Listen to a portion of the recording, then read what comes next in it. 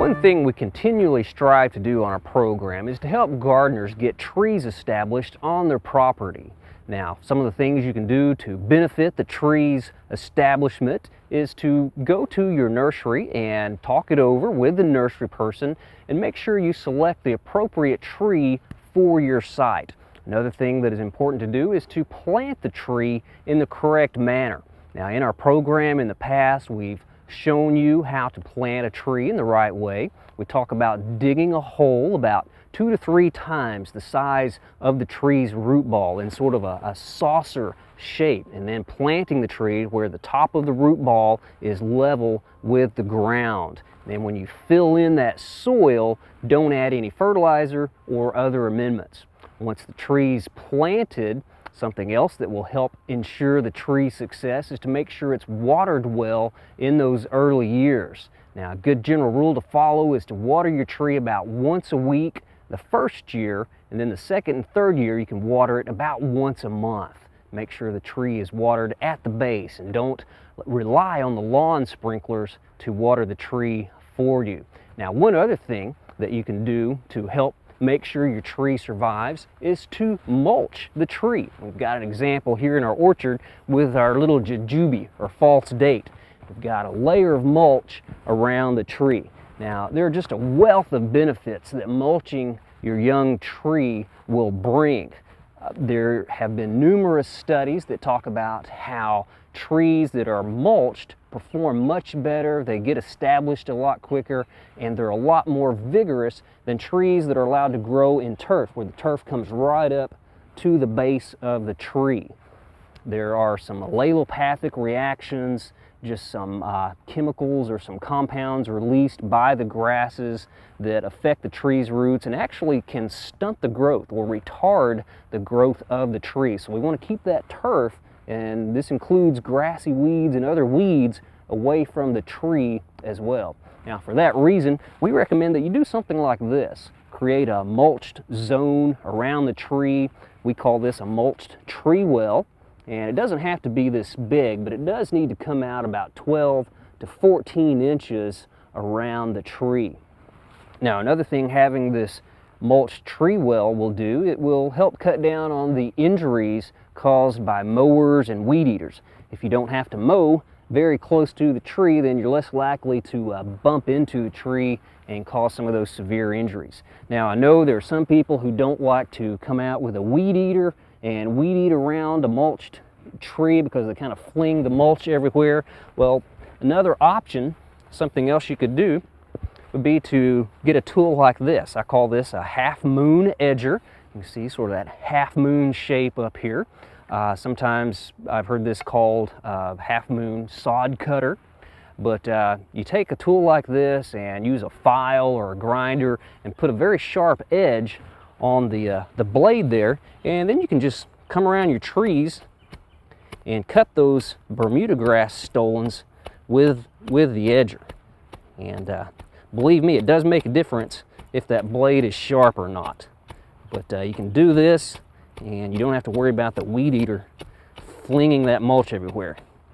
And just once a week after you mow, and keep those Bermuda grass stolons out there. Now, you may have to come back occasionally and pull out some of those pieces so they don't take root inside your mulched area.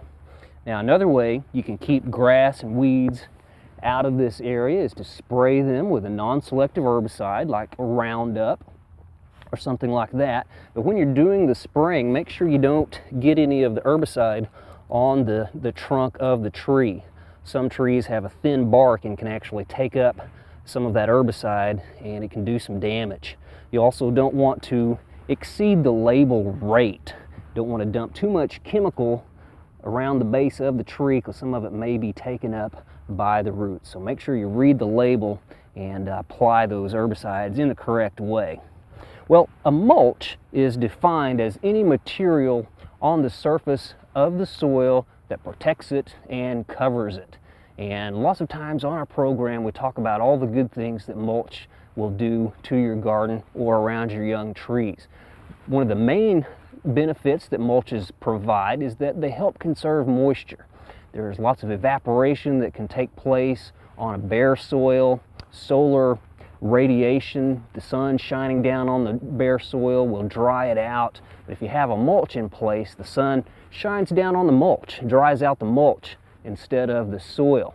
The mulch will also act as a barrier whenever the wind is blowing and holds down evaporation in that way, and it just blocks the movement of vapor from coming up out of the soil. Now, one other way that mulches help conserve moisture in the soil is that it helps the water soak in where it's applied. Now, if you just ran a hose out on some bare soil, it would get just an incredible amount of surface runoff. Now, if you are applying water to a mulched soil, all of that mulch sort of acts like hundreds of little dams, and the water doesn't run off, or at least not for quite a while if you're running water over the mulch. But just helps that water soak into the soil right where it is applied. Now, mulches will also suppress weed growth. Mulches help moderate soil temperature. They keep the soil warmer in the winter and then cooler in the summer, and they're decorative. They dress up the landscape, and they can actually prevent a few diseases because they keep the soil from splashing up onto the stem or the trunks of our plants.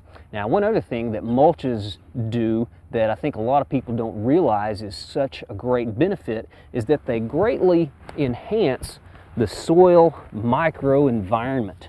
Now, I can dig down here and just kind of show you some of the darker areas of the soil down here right at the soil surface. It just creates a great environment for soil microorganisms, earthworms, and just makes for a much healthier soil. The tree's roots will be right there at the soil surface.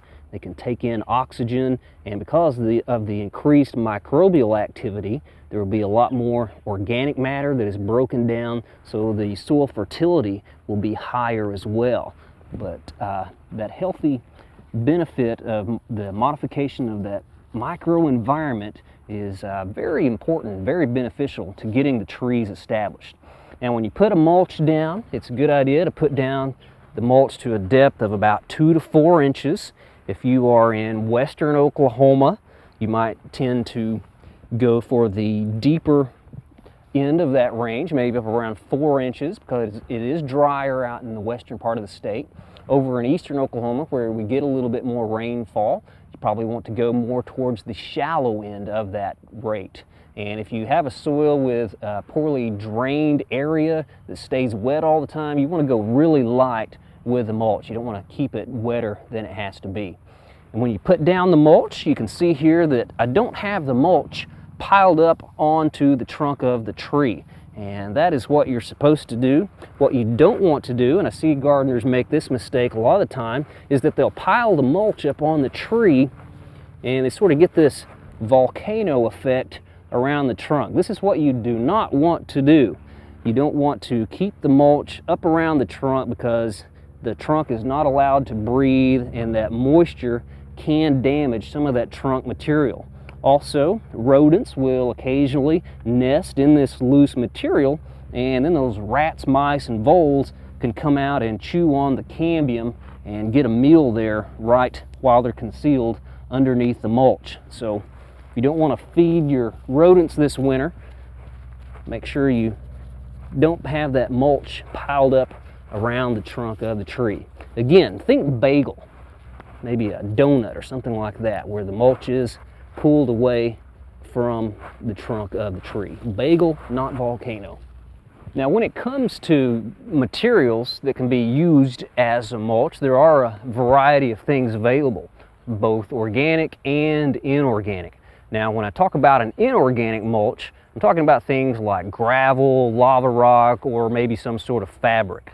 Now, the organic mulches I like better because I think they just look nicer, and as they decompose, they help build up the organic matter in the soil.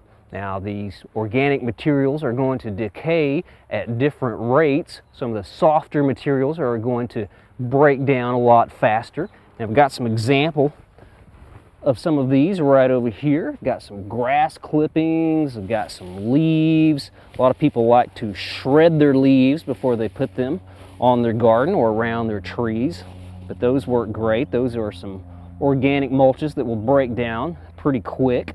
Now, they will build up the soil faster and add that organic matter quicker, but the downside is you're going to have to replace them more often to keep down the weeds, keep in that moisture. Pine needles, again, fairly soft material that breaks down pretty quick. Right over here we've got some cocoa shell hulls, and this is something that we use in our gardens on a lot of our seasonal beds where we plant our tender plants, because they do break down so fast they're pretty much gone by the time we're ready to plant next year, and adds a good deal of organic matter to our soil. Another quickly decomposing mulch is cotton seed hulls. These are sometimes used as livestock feed, but they can make a good seasonal mulch as well. Again, those will break down in about a year in the garden. Now, when it comes to some of these other more durable organic mulches, we've got a variety of things to choose from within this group as well. We've got lots of the bark mulches and some of the wood chip mulches. And a good thing to remember is that the bark mulches will last a little bit longer in the garden than the wood chips. Hardwood mulch will last a little bit longer than the softwood mulch. I personally like using pine bark as a mulching material. It's what we've got around our little jujube right here in the background. But I just love the color, I love the durability, and pine bark and also pine needles will give a little bit of an acidic effect to the soil, which benefits some plants, especially in central and western Oklahoma.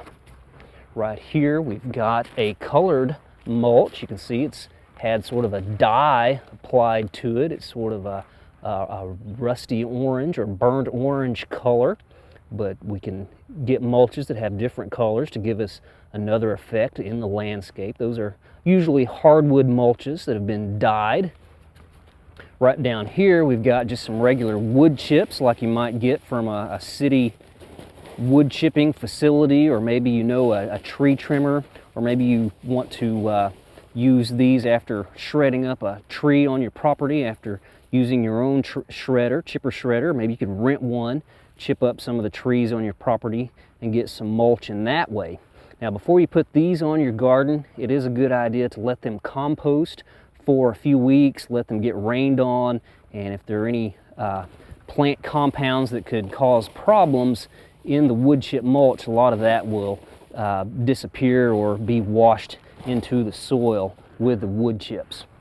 Right up here we've got some cypress mulch, and cypress bark mulch will last quite a while in the landscape, but just cypress mulch is kind of a mixture of cypress wood and the bark. You can see sometimes you get some big chunks of wood in this mulch. Right here I've got a different brand of cypress bark mulch, and again, this is made up pretty much all of the cypress bark. It's a lot softer material. You don't get as much of that wood in the mulch in this way. So there are different categories or different groups of the cypress mulch. Cypress bark mulch, I think, is probably the better choice. Pine bark nuggets are another choice for the garden. I'm not particularly fond of these because the pieces are so big, but they do have their applications. You do have to get them somewhat thick when you're applying them just to get a good cover, because they are so large. There's lots of pore spaces or open air spaces with these large pine bark nuggets, different than the pine bark. And then finally we've got some cedar mulch, again kind of a mix of cedar bark and cedar wood. These are pretty durable in the garden. They last quite a while as they are rot resistant. So remember, mulches are truly beneficial to our young trees. They simulate that natural layer of organic litter that the tree would have over its roots in a natural situation. And when you're putting that mulch around your young trees, think bagel and not volcano. Don't pile the mulch up around the trunk.